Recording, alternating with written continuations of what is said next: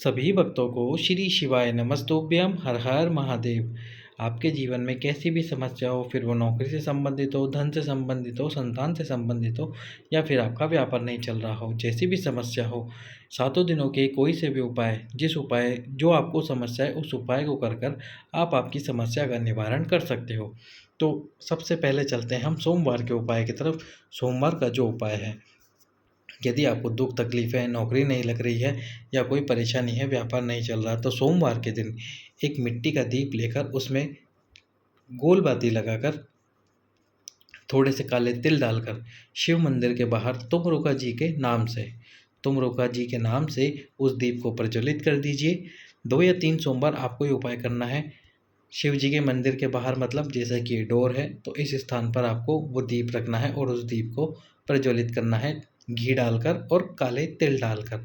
तुम रुका जी के नाम से दीप प्रज्वलित करते समय तुम रुका जी का नाम और आपकी जो समस्या है उस समस्या को अवश्य स्मरण कीजिए।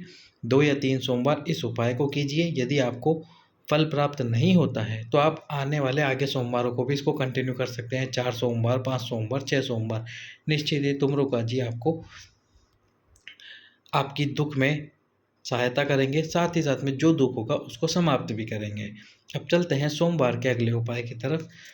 यदि आप किसी रिजल्ट का वेट कर रहे हैं नौकरी के लिए, आपको लगता है कि आपने तैयारी अच्छी की है, बस रिजल्ट में आपका नाम आने वाला है या नहीं आने वाला, तो रिजल्ट आने से पहले सोमवार के दिन बेलपत्री के वृक्ष के नीचे एक दीप प्रज्वलित कीजिए।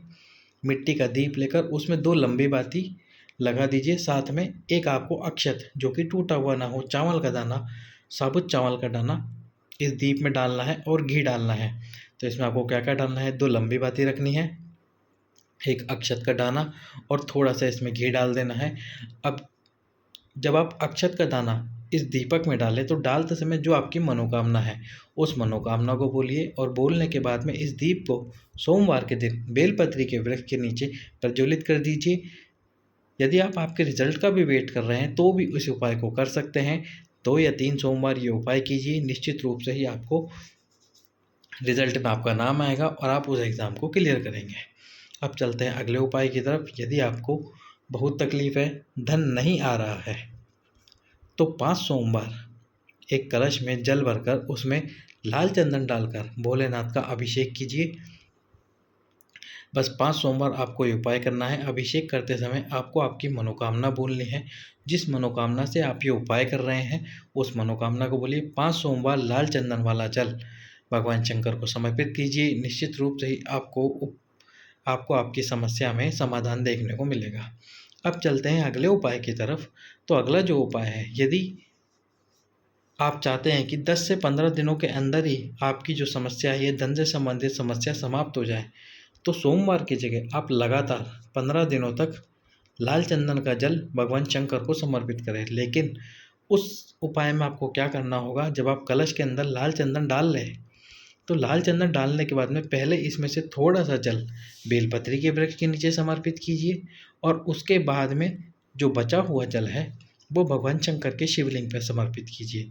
शिवलिंग पे जल समर्पित करने के बाद में एक कलश साफ जल और समर्पित कीजिए महादेव के शिवलिंग पे।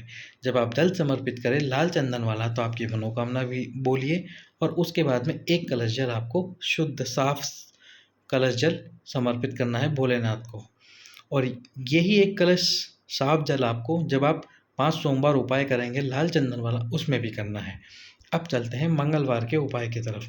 तो मंगलवार का उपाय, जो कि पहला उपाय है, वो है धतूरे फोड़ने वाला। यदि आपकी कोई मनोकामना है, फिर वो संतान की हो या फिर कोई विशेष मनोकामना हो, तो एक धतूरा लेकर उसको फोड़कर जो उसके ऊपर का छिलका है उसको हटा दीजिए। अंदर जो गूदा वाला पल्प वाला भाग है, उस पल्प वाले भाग को भगवान शंकर के शिवलिंग पर आपकी मनोकामना बोलते हुए समर्पित कीजिए।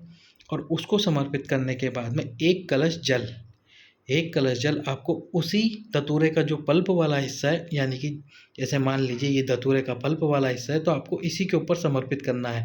जब ये शिवलिंग के ऊपर रखा हुआ हो, इसी के ऊपर समर्पित कीजिए।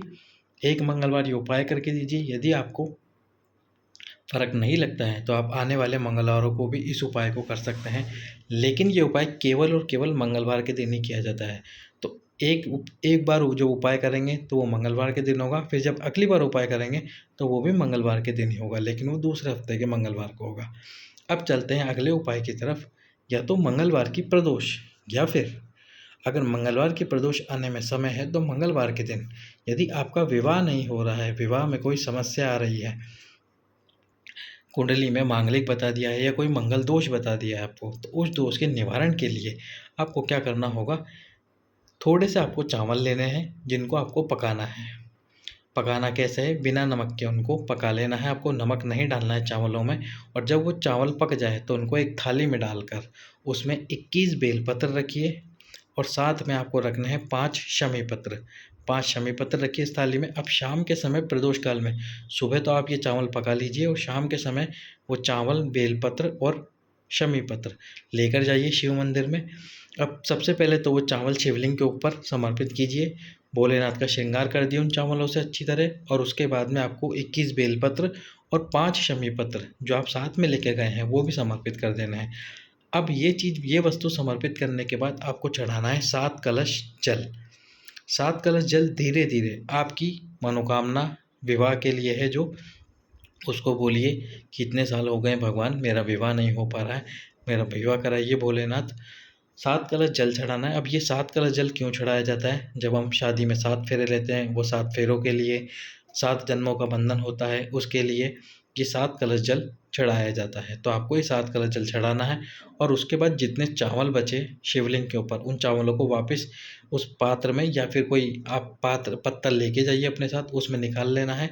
और जो बेलपत्र और शमी पत्र आपने चढ़ा रखे हैं वो भी आप उसी पात्र में निकाल लीजिए। और शाम के समय जब ये उपाय कर लें आप, तो प्रदोष काल में निकालने के तुरंत बाद ही किसी नदी में उन चावलों को विसर्जित कर दीजिए। 3 महीने के अंदर भोलेनाथ आपकी वो मनोकामना पूर्ण कर देगा। अब चलते हैं अगले उपाय की तरफ। तो अगला उपाय है बुधवार के दिन का उपाय। तो बुधवार के दिन आपको क्या करना है, यदि आपका व्यापार नहीं चल रहा और समस्या बहुत आ रही है, तो एक किन्नर जो कि असली किन्नर हो, उस किन्नर को अपने घर पर बुलाइए और बुलाकर उसको अच्छे से खाना खिलाइए। खाना खिलाने के बाद में उसको हरी चूड़ियों का दान दे दीजिए। जो हरी चूड़ियाँ आती हैं वो हरी चूड़ियाँ देकर, दान में देकर उसको विदा कर दीजिए घर से।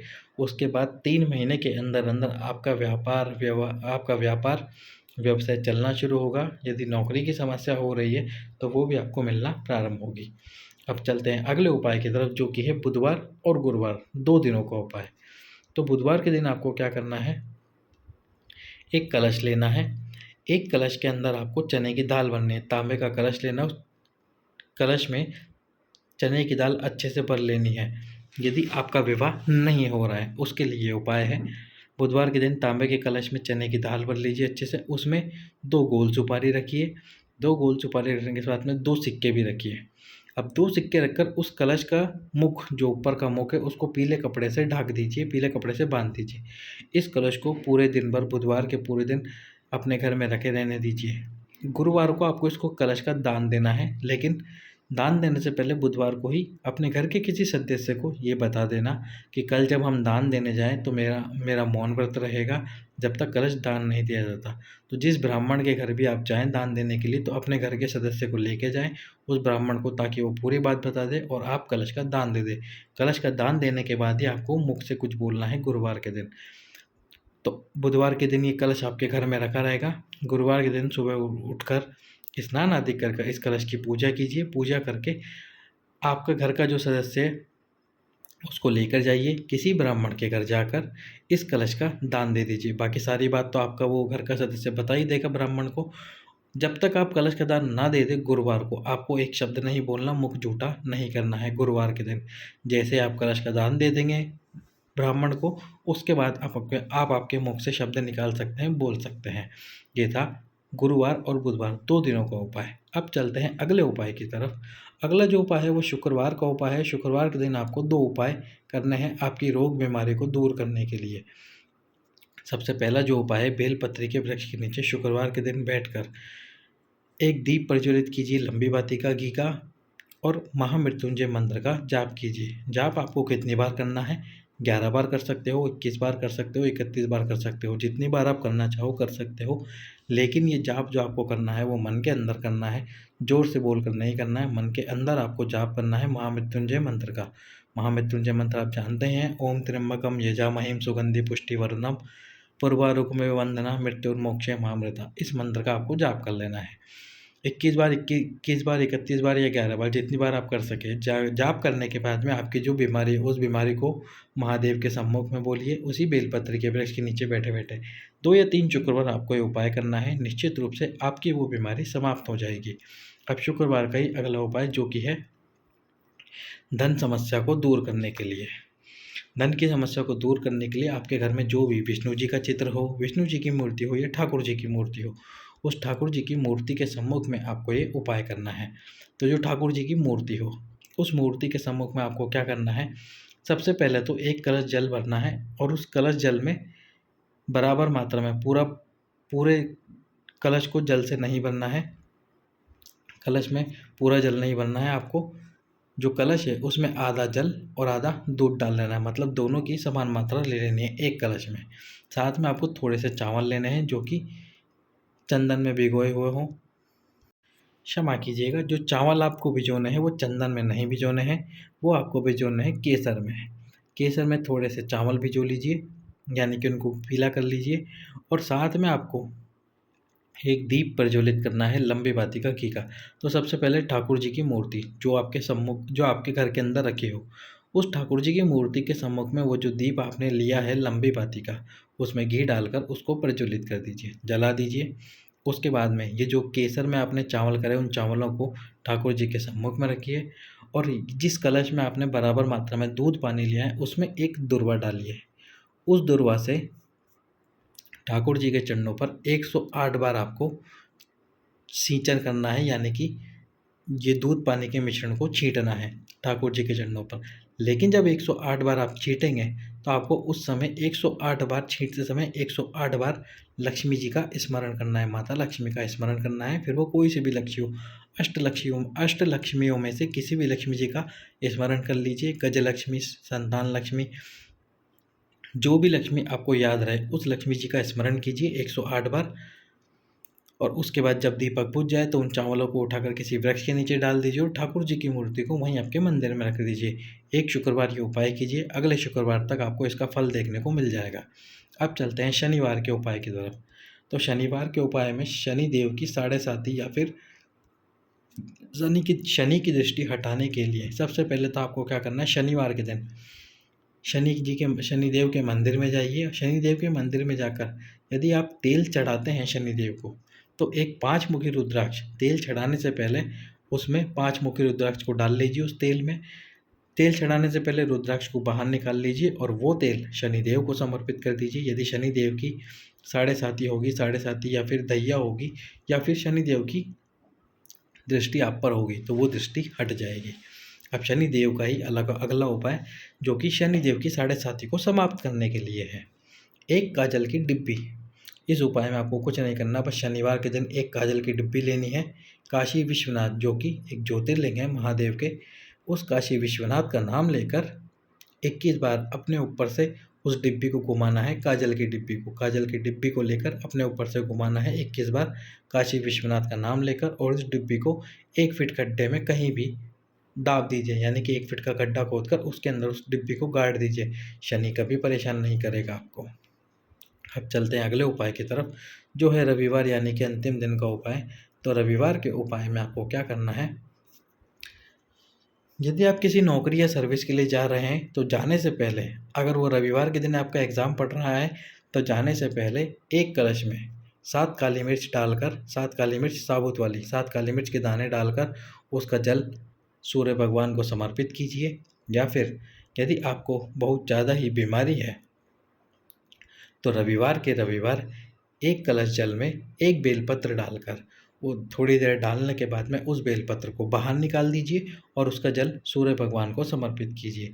या फिर धन की कमी है तो एक कलश जल में ही लाल चंदन डालकर उसे सूर्य भगवान को अर्घ दीजिए। निश्चित रूप से ही आपको सफलता प्राप्त होगी। सभी भक्तों को श्री शिवाय नमस्तुभ्यं।